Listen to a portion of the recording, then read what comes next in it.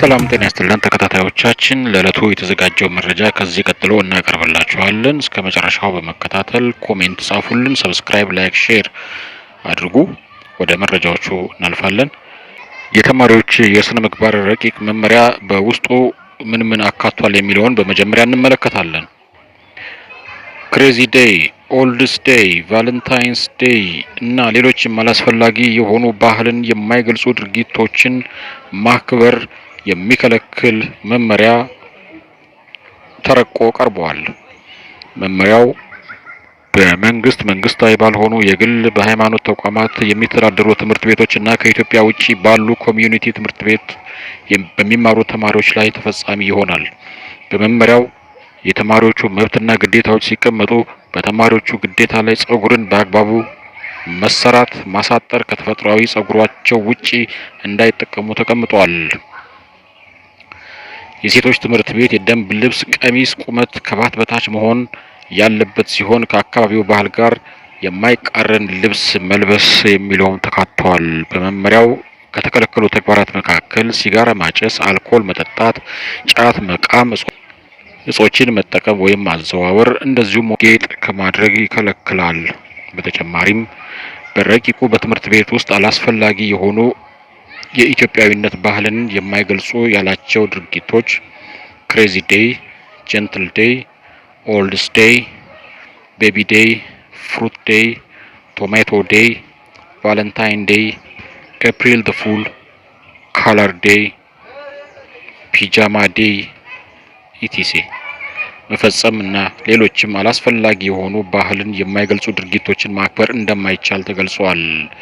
የተከለከሉ ተግባራትን በሚፈጽሙ ላይ የተለያዩ የእርምት እርምጃዎች ሲቀመጡ ቀላል እርምጃ ሊያስወስዱ በሚችሉ ጥፋቶች ስር ከጸጉር ጋር የተያያዙና ሌሎች ቀላል ጥፋቶች ተካተዋል። የትምህርት ቤት ፕላዝማና ኮምፒውተር ለሌላ ዓላማ መጠቀም፣ በአጥር መዝለል እና መሽሎክ፣ ከላይ የተጠቀሱ አላስፈላጊ ባህሎችን ማክበር፣ አሉታዊ ምልክቶችን መነቀስ፣ ድብድብ እንደዚሁም ሃይማኖታዊ ስርዓት መፈጸምና ፖለቲካዊ እንቅስቃሴ ማድረግ በከባድ ጥፋት ውስጥ ተካተዋል። የቅጣት እርከኑ እንደ ተማሪዎች የትምህርት ደረጃና ጥፋቱ ሲለያይ ለከባድ የስነ ምግባር ግድፈት በመደበኛ ሕግ መሰረት የሕግ ተጠያቂነት ይኖራል። መመሪያው የዲሲፕሊን ክስ አመሰራረት፣ የዲሲፕሊን ኮሚቴ ስብጥር እንደዚሁም ተግባርና ኃላፊነትን በዝርዝር አስቀምጧል። ከዚህ ባለፈ ትንባሆ፣ ሲጋራ፣ ሺሻ፣ ጫት፣ አልኮል፣ የናርኮቲክና ሳይኮትሮፒክ ዝርያ ያላቸው አደገኛ ህገወጥ መድኃኒቶች እና ሱስ አስያዥ እጾች በትምህርት ቤቶችና አካባቢ መገኘት፣ መጠቀም፣ መሸጥ፣ ማብቀል፣ ማምረት ወይም መለወጥ የተከለከለ እንደሆነ መመሪያው ላይ ተቀምጧል። እንዲሁም የአልኮል መሸጫና ማከፋፈያ ቤቶች፣ የሲጋራ መሸጫ ሱቆች፣ ሺሻ ቤቶች፣ ጫት መሸጫና መቃሚያ ቤቶች፣ ጭፈራ ቤቶች፣ ቁማር ቤቶች፣ የእንግዳ ማረፊያ ቤቶች፣ የሰውነት መታሻ ወይም ማሳጅ ቤቶች፣ የፊልም ማጫወቻ ቤቶች፣ ፕሌይስቴሽን ቤቶች፣ ዲኤስቲቪ ቤቶች፣ ከረምቡላ፣ ፑል፣ ጆተኒ፣ ቢንጎ እና የስፖርት ቁማር መጫወቻ ቤቶችም እገዳ ተጥሎባቸዋል። በተጨማሪም መመሪያው በየደረጃው ያሉ የባለድርሻ አካላትን ተግባርና ኃላፊነትም ዘርዝሮ ሲያስቀምጥ ማንኛውም ትምህርት ቤት ያለመሸኛ ተማሪዎችን ተቀብሎ መመዝገብንም ከልክሏል።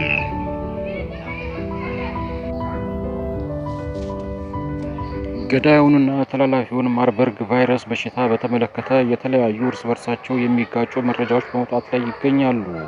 በማህበራዊ ሚዲያ የሚሰራጩትን መረጃዎች መንግስት ከእውነት የራቁ ናቸው በማለት በማስተባበል ላይ ይገኛል።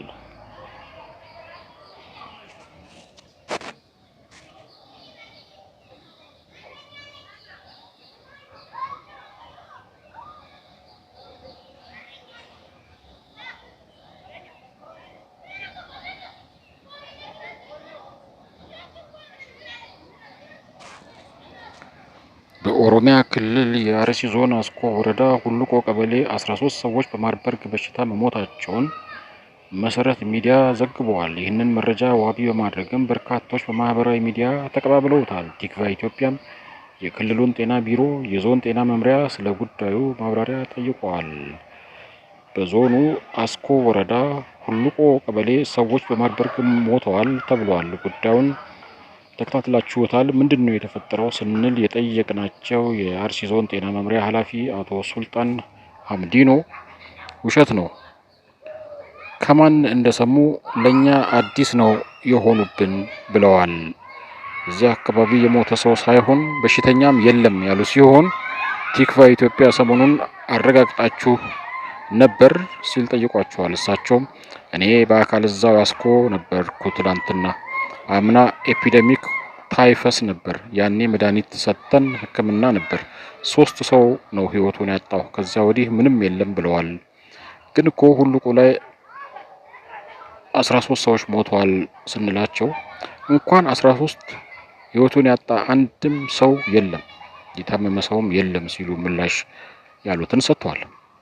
ቲክቫ ኢትዮጵያ እያስተባበላችሁ ነው፣ የተከሰተ ነገር አለመኖሩን በምን ታረጋግጡልናላችሁ ሲል ላቀረበው ጥያቄ እኔ ትናንት በአካል እዛው ወረዳው ላይ ነበርኩ። በሌላ በኩል የእኛ ቲሞች ወረዳው ላይ አሉ፣ ዛሬ እዛው ነው ያሉት ብለዋል።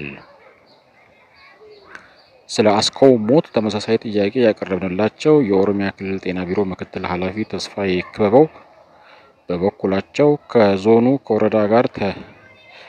ከዞንና ከወረዳ ጋር አይተነዋል፣ የቆየ ነው፣ 1 ዓመት የቆየ ኬዝ ነው ብለዋል። ኤፒዴሚክ ታይፈስ ተብሎ ሲታከሙ ነበር፣ ያንን ነው እስካሁን ድረስ ያለን ሪፖርት ሲሉ አክለዋል። 13 ሰዎች በማርበርግ ሞተዋል የሚል መረጃ ነው የተሰማው። ለዚህ ያላቸው ምላሽ ምንድን ነው ስንል ያቀረብነው ተጨማሪ ጥያቄ አሁን ከሳምንት በኋላ ሳይሆን የቆየ ነው፣ ከወር በፊትም የነበረ ነው፣ ሲሰሩበትም የነበረ ነው። አቅርቦት እዚህ አካባቢ በብዛት የለም ብለዋል። የሳኒቴሽን የሃይጂን አቅርቦት ችግር መኖሩን የገለጹት ዶክተር ተስፋዬ እዛ ማለትም አስኮ ወረዳ ብቻ ሳይሆን ምዕራብ ሐረርጌም ኬዞቹን ሲያክሙ ነበር። በህብረተሰቡም ዘንድ ገብተው የግል ንጽህና መጠበቂያ ሲሰጡ ነበር። ቆይቷል፣ የቅርብ ጊዜ አይደለም ነው ያሉት። ቆይቷል፣ የቅርብ ጊዜ አይደለም ነው ያሉት።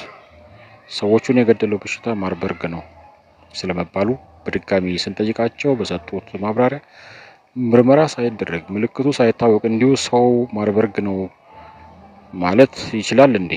ምልክቶቹ ሊመሳሰሉ ይችላሉ። ራስ ምታት፣ ትኩሳት አለው፣ የታወቁና የነበሩ ናቸው ሲሉ መልሰዋል። ከታይፎይድ ከወባ ጋር የሚመሳሰል ነው። የእኛ ቲሞች እዚያው አሉ። ኬዙን የሚያሟላ ከሆነ ናሙናውን ይወስዱና ያዩታል። እስካሁን ድረስ ባለን ሪፖርት ግን የቆየ እንደሆነ ነው የነገሩን ሲሉም ተናግረዋል። ቲክቫ ኢትዮጵያ የአስኮ ወረዳን ጤና ጽሕፈት ቤት ለማግኘት ያደረገው ጥረት ስልክ ባለመነሳቱ አልተሳካም። ወደ ቦታው የተላከውን ቲም ጭምር የማነጋገር ጥረቱ ይቀጥላል።